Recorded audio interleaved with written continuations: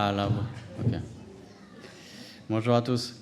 Un des souvenirs qui me marque dans notre séjour aux États-Unis, pour ceux qui ne le savaient pas, on a passé toute la famille, on a passé 5 mois et quelques aux États-Unis l'an dernier. Je faisais un stage dans une église et un des souvenirs qui me marque, c'est la manière dont je finissais mes journées de travail. Chaque soir se concluait de la même manière après notre journée de travail. Nous étions invités à 17h à passer une demi-heure dans le bureau de Mark Dever, le pasteur. Et puis nous discutions surtout de nos lectures, des devoirs sur lesquels on était en train de travailler, mais aussi de toutes autres questions qui pourraient nous intéresser. Et à 17h30, Marc gardait toujours son téléphone vraiment en face de lui. À 17h30 pile, il regardait son téléphone et il nous regardait et disait « Well, look at the time ». Tiens, regardez quelle heure il est. Et ça voulait dire, bon, maintenant, au revoir. Et à 17h30, invariablement, on finissait notre journée de travail. On descendait. Et à chaque fois, à 17h30, on descendait l'escalier, on passait par la petite allée. Et Léon et Ezra étaient sur l'aire de jeu, sur le parking de l'église, juste à quelques pas. Et ils guettaient comme ça, je ne sais pas depuis combien de temps ils attendaient, mais ils guettaient le moment où j'allais sortir de la porte, sortir du bureau de Marc. Et quand je passais la porte et que je m'engageais à peine dans l'allée, il courait vers moi, les bras tendus, il faisait « Papa !» Et c'est précisément ce souvenir qui m'est venu en tête en préparant cette prédication. Parce que je crois qu'elle illustre bien l'attitude que Jésus veut que nous ayons quand nous nous approchons de Dieu. Que Jésus veut que nous réalisions ce que c'est de prier notre Père, se jeter avec confiance dans ses bras. Et c'est comme ça que Jésus ouvre le modèle de prière que nous regardons dans notre série. Il ouvre en nous présentant quelle est notre relation à Dieu. Non seulement en nous présentant qui est Dieu, mais encore en nous présentant qui est Dieu pour nous. On ne s'adresse pas à une divinité étrangère. On s'adresse à notre Père céleste. Et ça change tout. Et c'est au fond ce qui fait la spécificité de la prière chrétienne. Ce n'est pas notre manière de prier. Ce n'est pas d'abord comment nous prions. Mais c'est d'abord à qui nous prions. Je vous propose qu'on relise encore cette prière que Jésus nous a enseignée comme modèle dans l'Évangile selon Matthieu, au chapitre 6. Si vous avez une Bible blanche comme moi, c'est à la page 620.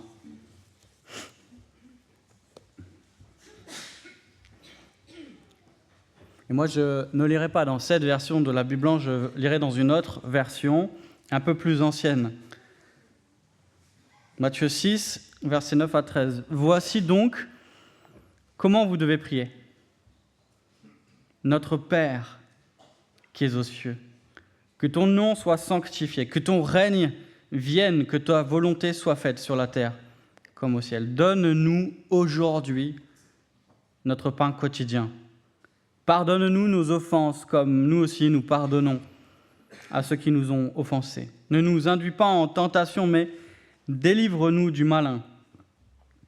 Car c'est à toi qu'appartiennent dans tous les siècles le règne, la puissance et la gloire. Amen. Ce matin, je vous propose qu'on s'arrête sur la première partie du verset 9 et qu'on regarde en particulier cette expression « Notre Père qui es aux cieux » et qu'on se demande ce qu'elle implique pour nous dans notre manière de prier. Et d'emblée, on peut le dire, et c'est l'évidence la plus grande, Jésus veut que nous nous adressions au Père comme des enfants justement à leur Père. Et peut-être on n'imagine pas l'étonnement qu'ont dû ressentir les disciples en écoutant Jésus dire « Voici comment vous devez prier » et les mots juste après qui sortent de sa bouche, c'est « Notre Père ». L'Ancien Testament, c'est vrai, présente Dieu comme un père pour son peuple. Et bien sûr que la paternité qu'on associe à Dieu pour son peuple souligne l'affection qu'il a pour lui. C'est le Père pour ses enfants. On le lit d'ailleurs dans l'Exode, quand Dieu parle de l'affection qu'il a pour son peuple qu'il veut délivrer. Il est son fils, c'est le peuple qu'il s'est choisi, par lequel il s'est engagé dans une alliance. Et donc déjà dans l'Ancien Testament, la notion de paternité souligne le lien particulier qui unit Dieu à son peuple. Mais ce qui a dû être étonnant, c'est que Jésus emploie cette expression pour s'adresser à Dieu. Les Juifs pieux de l'époque considéraient le nom de Dieu comme tellement saint qu'ils n'osaient même pas prononcer son nom, le nom par lequel il s'était révélé à Moïse, Yahvé. Ils n'osaient même pas le prononcer à haute voix. En fait, quand les Juifs pieux de l'époque s'adressaient à Dieu, ils soulignaient davantage sa puissance, sa grandeur, sa majesté. Et donc, quand Jésus s'adresse à Dieu par notre Père, il veut bien évidemment souligner le lien qui nous unit à lui, la simplicité que nous devons avoir quand on s'adresse à lui, avec laquelle on peut s'approcher de lui, l'intimité qu'on peut avoir avec lui et la sécurité qu'on trouve auprès de lui. Et en même temps, il ne faut pas le perdre. Quand Jésus s'adresse à Dieu en disant « Notre Père », il y a une grande notion de respect et de révérence. C'est cela qu'impliquait cette adresse des enfants pour leur Père. À la fois l'affection, mais aussi la révérence, à la fois l'intimité et aussi le respect. Et peut-être que notre habitude, nous, de nous approcher de Dieu en disant « Notre Père », peut-être aussi la familiarité que certains ont en s'approchant de Dieu nous fait oublier une chose de taille. Cela ne va pas de soi de s'approcher de Dieu avec confiance. Ce n'est pas naturellement évident. Personne ne peut, en son propre nom, s'approcher de Dieu et se présenter devant sa face. Il est un Dieu saint, il se présente lui-même comme un feu dévorant. Quand le peuple sort d'Égypte et qu'il est au pied de la montagne et que Dieu parle au peuple du haut de la montagne, que répond le peuple ? Que dit le peuple à Moïse en Exode 20 ? Il dit « Parle-nous toi-même, toi Moïse, et nous écouterons, mais que Dieu ne nous parle point de peur que nous mourions. » Dieu est infiniment saint et nous sommes pécheurs. Pourtant, Jésus nous apprend à prier notre Père. Voilà ce qui devait provoquer peut-être le scandale chez certains des contemporains de Jésus. C'est presque scandaleux qu'on puisse s'adresser à Dieu en disant « Notre Père ». Et est-ce que c'est présomptueux ? Est-ce qu'on a raison de le faire ? Alors, petit indice, c'est Jésus qui nous y invite. Donc, on pourrait s'arrêter là et dire, puisque Jésus nous y invite, nous le pouvons, évidemment. Mais si on se demande de quel droit nous pouvons nous adresser à Dieu comme notre Père ? Réponse, parce qu'il a fait de nous ses enfants. L'apôtre Paul souligne même que c'était son plan depuis le début. Au début d'Éphésiens, je lis les versets 4 à 6 du premier chapitre. « En lui, en Christ, Dieu nous a choisis avant la création du monde pour que nous soyons saints et sans défaut devant lui. Dans son amour, il nous a prédestinés à être ses enfants adoptifs par Jésus-Christ. C'est ce qu'il a voulu, dans sa bienveillance, pour que nous célébrions la gloire de sa grâce, dont il nous a comblés dans le bien-aimé. Dans son amour, dit Paul, il nous a prédestinés à être ses enfants adoptifs par Jésus-Christ. » Paul souligne que l'adoption dont il parle ici, c'est un des bienfaits qui découlent de notre union à Christ. Et il veut bien que nous comprenions que si Dieu est notre Père, c'est parce que Christ est notre Sauveur. Par la foi, Christ est devenu notre frère pour que nous puissions appeler Dieu notre Père. Paul le souligne également dans les deux passages que Jean-Noël nous a lus, que je vous relis dans Romains 8, les versets 15 à 17. Vous n'avez pas reçu un esprit d'esclavage pour être encore dans la crainte, mais vous avez reçu un esprit d'adoption par lequel nous crions « Abba, Père ». L'Esprit lui-même rend témoignage à notre esprit que nous sommes enfants de Dieu. Or, si nous sommes enfants, nous sommes aussi héritiers de Dieu et co-héritiers de Christ, si toutefois nous souffrons avec lui, afin de prendre aussi part à la gloire.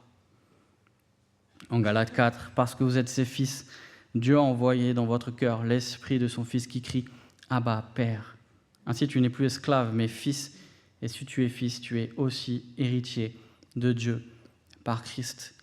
En Christ, Dieu a fait de nous ses enfants. Voilà ce qui nous permet de nous approcher de lui, en disant « Notre Père ». Et nous le témoigne par son Esprit, une autre de ses grâces, que son Esprit nous atteste lui-même que nous sommes ses enfants. Et parce que nous sommes unis à Christ, tout ce qui est à lui devient nôtre. Jean-Noël l'a rappelé avec l'héritage. Parce que nous sommes unis à Christ, nous partageons son héritage, parce que nous sommes devenus ses frères, co-héritiers de la gloire à venir, fils et filles de son Père céleste. Que se passe-t-il lorsque nous sommes unis à Christ par la foi? Eh bien, nous partageons la relation intime que le Fils a avec le Père. Et donc, qu'est-ce qui explique que Dieu nous soit favorable? Qu'est-ce qui explique qu'il écoute nos prières? Qu'est-ce qui explique que nous pouvons nous approcher de lui avec confiance, sans craindre, mais en ayant l'assurance d'être entendu, l'assurance d'être écouté? Réponse, en vertu de notre adoption. Et cela découle uniquement de la grâce de Dieu. Dieu a fait de nous ses enfants, non par nos mérites, pas en vertu de ce que nous aurions fait, mais par pure grâce, pas en vertu de ce que nous sommes, mais en vertu de qui il est. Et donc, à chaque fois que nous prions le Notre Père, et à chaque fois que nous commençons à prier en disant « Notre Père céleste », à chaque fois, c'est l'occasion de se rappeler le privilège d'être enfant de Dieu, comme l'a bien souligné Jean-Noël, d'être connu de lui. À chaque fois que nous commençons par ces mots « Notre Père céleste » ou « Notre Père qui est aux cieux », arrêtons-nous un instant. Arrêtons-nous et savourons avec joie, avec reconnaissance, la grâce que Dieu nous fait d'être appelés ses enfants.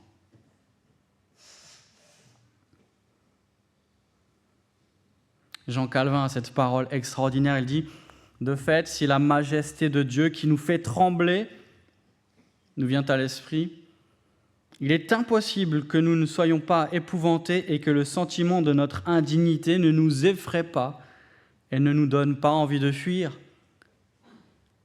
jusqu'à ce que Jésus-Christ s'avance et s'interpose pour changer le trône de gloire qui nous impressionne en trône de grâce. » Voilà pourquoi nous pouvons nous approcher de Dieu avec confiance lorsque nous prions, parce qu'en Christ, le trône de gloire est devenu le trône de grâce. En Christ, le juge de toute la terre est devenu notre Père.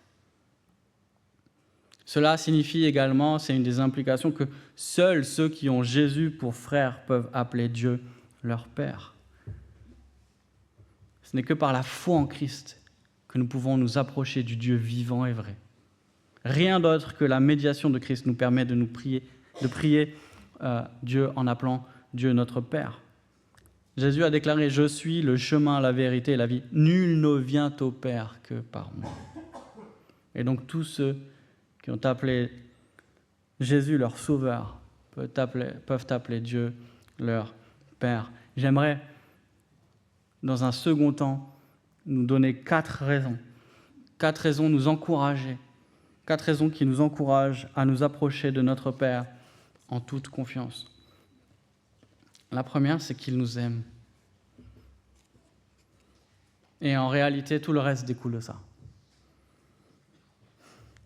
L'apôtre Jean fait le lien entre l'adoption et l'amour de Dieu, et la manière dont l'adoption témoigne de l'amour de Dieu. Dans sa première lettre, il dit « Voyez quel amour le Père nous a donné, puisque nous sommes appelés enfants de Dieu. » Et nous le sommes. Pourquoi Jean écrit ça à des chrétiens? Parce que peut-être que ces chrétiens étaient comme nous. Et peut-être que parfois, il leur arrivait de se sentir indignes, d'avoir une séparation entre ce qu'ils savaient et ce qu'ils ressentaient. Et ce que Jean voulait probablement, c'est que ces lecteurs s'appuient sur ce que Dieu leur dit et non sur ce qu'ils ressentent. Parce que parfois, il nous arrive, je le crois, à chacun de nous sentir indignes d'être appelés enfants de Dieu, de ne pas se sentir à la hauteur. Mais ce que dit Jean ici, c'est que par la foi, nous pouvons avoir l'assurance que Dieu a fait de nous ses enfants. Cette assurance, elle n'est pas présomptueuse. Cette assurance ne repose pas sur nos sentiments, sur une conviction personnelle, mais sur la déclaration de Dieu. Ceux qui ont Jésus pour Seigneur sont enfants de Dieu. Et plus loin, il détaille comment c'est la preuve de l'amour de Dieu. Il dit « Voici comment l'amour de Dieu s'est manifesté envers nous. Dieu a envoyé son Fils unique dans le monde afin que par lui nous ayons la vie. Et cet amour ne consiste non pas dans le fait que nous avons aimé Dieu, mais dans le fait que lui nous a aimés, envoyé son Fils comme victime expiatoire pour nos péchés. » L'amour de Dieu s'est manifesté dans le sacrifice de son Fils. Il a payé de sa vie pour que nous soyons appelés enfants de Dieu. Et donc lorsque nous doutons, lorsque nous ne nous sentons pas à la hauteur, lorsque notre foi vacille, ne regardons pas en nous-mêmes. Regardons à la croix. C'est à la croix que nous voyons la manifestation de l'amour de Christ, de l'amour de Dieu pour nous. Et à chaque fois que nous prenons la scène, comme nous allons le faire tout à l'heure, nous méditons sur l'amour de Dieu et nous nous souvenons que nous avons été rachetés à un grand prix. Et à tous les chrétiens qui ne se sentent pas à la hauteur ou pensent qu'ils n'en font pas assez ou qu'ils ne sont pas assez, la scène nous rappelle, nous pouvons nous approcher de lui avec confiance. La faveur de Dieu n'est pas à gagner, la faveur de Dieu n'est pas à mériter. Elle se reçoit par grâce, par le moyen de la foi en Jésus-Christ. Et c'est exactement ce que nous faisons lorsque nous prenons le pain et le vin, nous recevons les éléments comme signe et sceau de la grâce de Dieu. Deuxième raison, parce qu'il veut notre bien. Et bien sûr, cela découle de son amour. La grande leçon du livre de la Genèse qu'on a parcouru pendant des semaines dans ces derniers mois, dans cette dernière année, qui est aussi la grande leçon de toute la Bible en réalité, qui est aussi la grande leçon de notre vie chrétienne, c'est quoi? C'est que Dieu est fidèle. Et on a vu quelque chose dans ce livre qu'on voit aussi dans notre vie et qu'on voit dans toute la Bible, c'est que Dieu reste fidèle, même lorsque son peuple n'est pas fidèle. Dieu n'est pas fidèle parce que son peuple est fidèle. Dieu est fidèle à cause de son nom. Parce qu'il s'est engagé personnellement. Parce qu'il s'est engagé par une alliance. Et parce qu'il ne peut pas se renier. Parce qu'il ne peut pas revenir sur ce qu'il a dit. C'est exactement ce que le prophète Ésaïe exprime avec cette image. Une femme oublie-t-elle l'enfant qu'elle allait? N'a-t-elle pas compassion du fils qui est sorti de son ventre?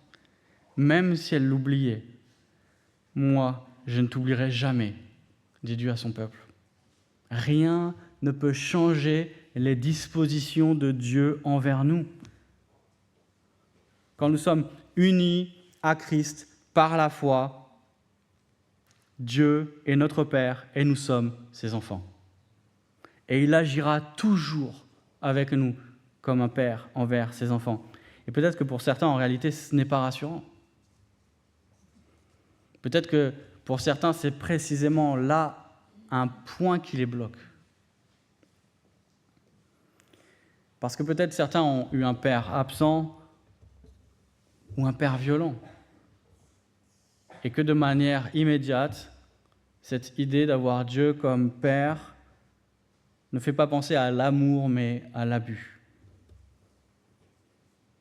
Et c'est une des pires choses que d'avoir été abusé ou négligé par un de ses parents.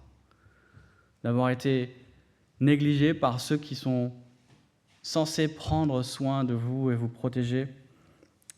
Et certaines cicatrices nous marquent à vie et on comprend que ce soit pas évident de prime abord. Mais Dieu est parfait. Dieu est parfait. Et il aime parfaitement ses enfants. Toujours. Nous pouvons changer, lui ne change jamais. Nous, notre amour peut varier, le sien ne varie jamais. Il nous aime tout le temps, parfaitement, et il n'y a absolument rien qui peut changer ça. Rien ne peut nous séparer de son amour manifesté en Jésus-Christ, et rien ne peut le faire changer de disposition à notre égard. C'est ce que souligne Jésus, juste un chapitre après notre passage, Matthieu 7, verset 11. « Si donc, mauvais comme vous l'êtes, vous savez donner de bonnes choses à vos enfants, votre Père céleste donnera d'autant plus volontiers de bonnes choses à ceux qui les lui demandent. » Jamais Dieu n'agit contre le bien de ses enfants. Tout ce que Dieu veut pour nous, c'est notre bien. Tout ce que Dieu fait pour nous, c'est pour notre bien. Voilà pourquoi nous pouvons nous approcher de lui avec confiance et le prier parce qu'il veut notre bien, toujours. Et il nous aimera parfaitement, toujours. Il y a ceux qui souffraient et peut-être qui pouvaient douter de l'amour de Dieu. En Romains 8, on l'a lu, Paul rappelle leur filiation. Ils ont Dieu pour Père. Et un peu plus loin, dans le chapitre 8, au verset 32, il leur demande, à ceux qui souffrent, « Lui qui n'a pas épargné son propre Fils, mais l'a donné pour nous tous, comment ne nous accorderait-il pas tout, aussi tout avec lui ?» Et c'est également ce que nous voulons faire quand nous prenons la scène. Nous goûtons à la bonté de l'amour de Dieu qui veut notre bien et qui l'a manifesté à la croix. Troisième raison, de s'approcher avec confiance de Dieu dans la prière parce qu'il est attentif à nos besoins. Rappelez-vous, là, une fois avant, on avait parlé de la mise en garde que Jésus, avant de dire « Voici comment vous devez prier », Jésus, en fait, en réalité, avait commencé en disant « Voici comment vous ne devez pas prier ». Il avait dit « Vous ne devez pas prier comme les hypocrites et comme les païens ».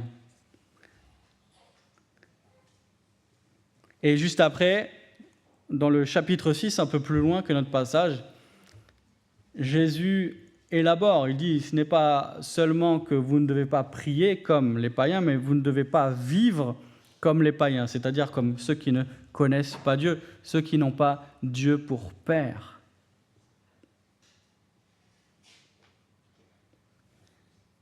C'est pour ça que nous prions, donne-nous aujourd'hui notre pain quotidien, parce que nous savons que Dieu est attentif à nos besoins et qu'il veut notre bien.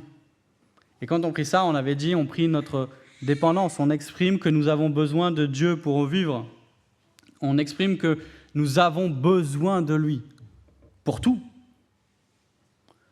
Pour tout.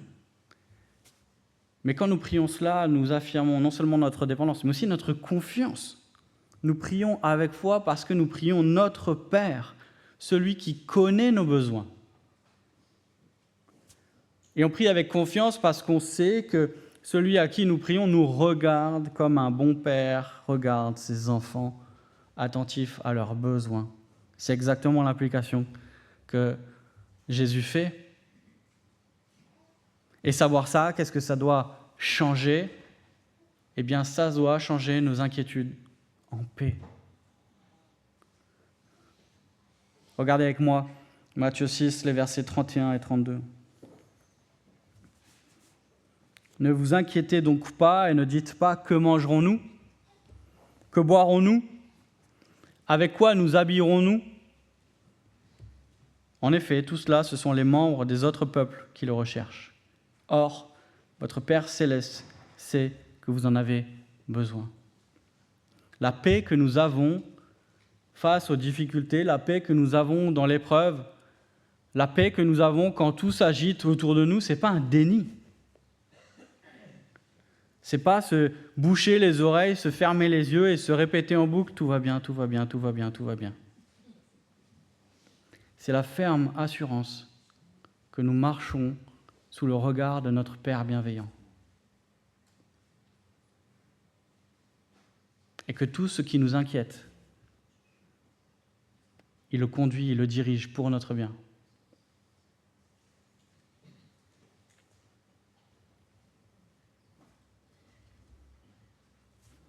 Quatrième raison de s'approcher de Dieu avec confiance dans la prière, parce qu'il est puissant. Nous prions notre Père qui est aux cieux. Prier le Notre Père, c'est à la fois affirmer l'immanence et la transcendance de celui à qui nous prions. Dire que Dieu est immanent, ça veut dire quoi? Ça veut dire que Dieu est proche de nous, il est présent, il n'est pas un Dieu désintéressé, il n'est pas une simple divinité. Il a donné son Fils pour nous sauver. Il n'est pas un Dieu lointain, il s'est approché de nous en Jésus-Christ. Jésus est présenté comme l'Emmanuel, Dieu avec nous. Et la promesse qui traverse toute l'histoire de la rédemption, la promesse qui traverse toute la Bible, c'est celle-là: vous serez mon peuple et je serai votre Dieu et j'habiterai au milieu de vous. Ce que Dieu veut, c'est ce pourquoi il nous a créés dans le jardin, être en communion avec lui. Résider dans sa gloire. Cette relation intime, c'est le cœur de l'alliance que Dieu conclut avec son peuple. Et c'est ce que nous exprimons à chaque fois que nous prions notre Père. Et dire que Dieu est transcendant, cette fois, c'est reconnaître qu'il nous dépasse complètement. C'est ce que Paul exprime à Timothée quand il dit dans sa première lettre « Cette apparition, le bienheureux et seul souverain, le roi des rois et le seigneur des seigneurs, le révélera au moment voulu. Il est le seul à posséder l'immortalité, lui qui habite une lumière inaccessible et qu'aucun homme n'a vu ni ne peut voir. À lui soit l'honneur et la puissance éternelle. » Avec le psalmiste, nous disons « Notre Dieu est au ciel, il fait ce qu'il veut. » Qu'est-ce qu'on dit quand on dit notre Père céleste? Qu'est-ce qu'on dit quand on dit notre Père qui est aux cieux? On est en train de rappeler sa souveraineté sur toute chose. Il est le roi des rois, le Seigneur des seigneurs. En réalité, parler du ciel, c'est faire allusion, faire référence au trône de Dieu. C'est ce que dit Ésaïe. Voici ce que dit l'Éternel. Le ciel est mon trône et la terre mon marchepied. Le ciel, c'est l'endroit depuis lequel Dieu règne. Et donc, quand on prie notre Père céleste ou notre Père qui est aux cieux, qu'est-ce qu'on est en train de prier? On pourrait paraphraser en disant « Notre Père qui règne sur tout ». Notre Père qui règne sur toute la création. Et donc, on s'approche de Dieu avec confiance, non seulement parce que nous savons qu'il veut notre bien, mais aussi parce qu'il peut toutes choses. Notre Père compatissant est aussi le Dieu tout-puissant. Voilà ce que nous voulons retenir ce matin. Approchons-nous de Dieu avec confiance et prions avec assurance parce que Dieu est notre Père. Approchons-nous de Dieu avec confiance et prions avec assurance parce que Dieu est notre Père. Il est temps de conclure. Et j'aimerais conclure avec un petit mot que je n'ai pas encore abordé. Un petit mot qui implique beaucoup de choses. C'est notre. Jésus nous enseigne à prier notre Père qui est aux cieux. Et à chaque fois que nous prions notre Père qui est aux cieux, on implique notre prière, on inscrit notre prière et plus largement notre vie chrétienne dans une dimension communautaire. Ce n'est pas seulement mon Père, ce n'est pas seulement mon Dieu, c'est notre Père et notre Dieu. Notre foi se vit en communauté, notre foi se vit en famille. Et ce petit mot que nous disons à chaque fois que nous prions nous rappelle une vérité fondamentale: nous faisons partie de la même famille. Tous ceux qui peuvent appeler Dieu notre Père sont nos frères et sœurs, où qu'ils soient. Ce n'est pas juste que nous croyons les mêmes choses. Bien sûr, ce n'est pas moins que cela. Nous avons dit, seuls ceux qui ont Jésus pour Sauveur et Seigneur peuvent appeler Dieu leur Père. Mais ce n'est pas juste que nous croyons les mêmes choses, c'est que nous sommes membres les uns des autres, membres du même corps, membres de la même famille. Et donc, lorsque nous prions pour l'Église persécutée, nous le faisons parce que ceux qui disent « notre Père » là-bas sont nos frères et sœurs. Lorsque nous prions pour une Église du pays de Montbéliard, nous le faisons parce que ceux-là qui disent « notre Père » sont aussi nos frères et sœurs. Lorsque nous prions pour une Église de l'Action biblique, c'est la même chose. Lorsque nous prions les uns pour les autres, nous le faisons parce que nous sommes membres les uns des autres, membres du même corps, membres de la même famille. L'Église, la famille qui a Dieu pour Père. La nature des liens qui nous lient sont des liens familiaux. Nous avons tous été adoptés par le même Père. Lorsque nous rompons le pain ensemble, lorsque nous buvons à la même coupe, nous nous redisons les uns les autres, nous sommes une seule famille, adoptés par le même Père, nous sommes membres les uns des autres. Ça change notre manière de considérer les autres, mais ça change aussi notre manière de nous comporter les uns avec les autres. C'est intéressant la manière dont Paul demande à Timothée de se comporter. Et d'ailleurs, un peu plus haut dans la lettre, il dit « Si je tarde, tu sauras comment te comporter dans la maison de Dieu. » Et voilà ce qu'il dit de manière très concrète.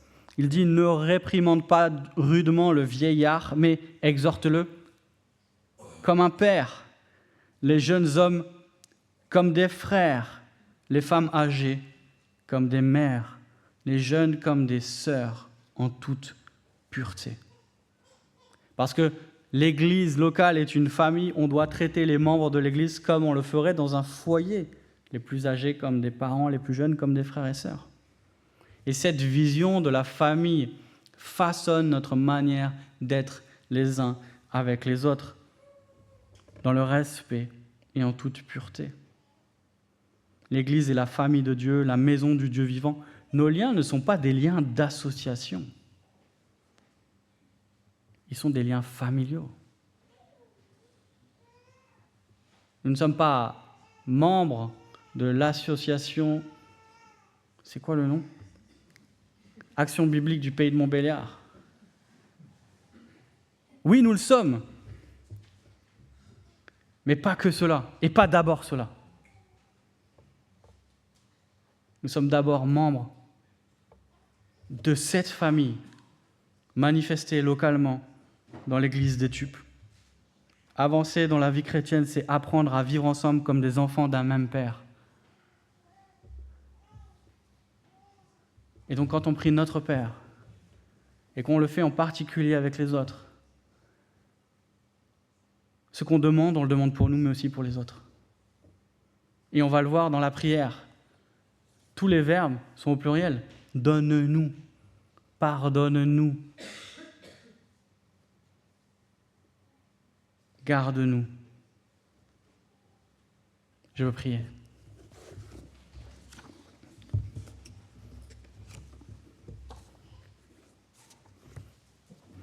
Notre Père qui es aux cieux,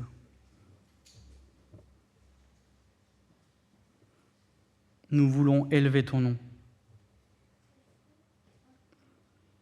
te louer pour ta puissance et ta gloire. Rien ni personne n'échappe à ton regard. Rien ni personne ne peut se soustraire à ton règne. Tu es au ciel et nous sommes sur la terre. Tu es infiniment au-delà de tout ce que nous pouvons imaginer, penser ou même comprendre. Mais dans ta grâce, tu as manifesté ta volonté d'être connu et tu t'es fait connaître en Jésus-Christ et tu nous l'as fait connaître par la foi et tu nous as donné ton esprit et tu nous as confié ta parole parce que tu veux que nous te connaissions personnellement, parce que tu as fait de nous tes enfants. Et nous voulons mesurer ce matin, nous arrêter et mesurer l'immense privilège que cela représente. De pouvoir appeler le Dieu de l'univers notre Père. et de pouvoir nous approcher avec confiance et courir vers toi, les bras ouverts, parce que nous savons que tu fais de même comme dans la parabole du Fils prodigue. Tu t'approches et tu accueilles tous ceux qui courent vers toi, les bras ouverts, tous ceux qui ont Jésus pour Seigneur et Sauveur, tous ceux que tu as fait enfants. Et je te priais que ce matin, nous puissions goûter ensemble, tous ceux qui partageront ce repas, tous ceux qui sont tes enfants, goûter ensemble à la bonté et à la grâce que tu nous as faite et manifestée en Jésus-Christ. Réaliser à nouveau cet immense privilège. Et je prie en particulier pour ceux qui sont abattus, qu'ils soient renouvelés, restaurés et encouragés par ce rappel que ton amour ne varie jamais, tu nous aimes parfaitement toujours, ce que tu veux c'est notre bien, et ce que tu fais c'est toujours pour notre bien. Et tous ici, nous voulons te dire notre reconnaissance, notre joie d'avoir pris part à la grâce aujourd'hui et d'un jour prendre part à la gloire que tu nous prépares. Nous te prions au nom de Jésus-Christ, notre médiateur, notre frère et notre intercesseur. Amen.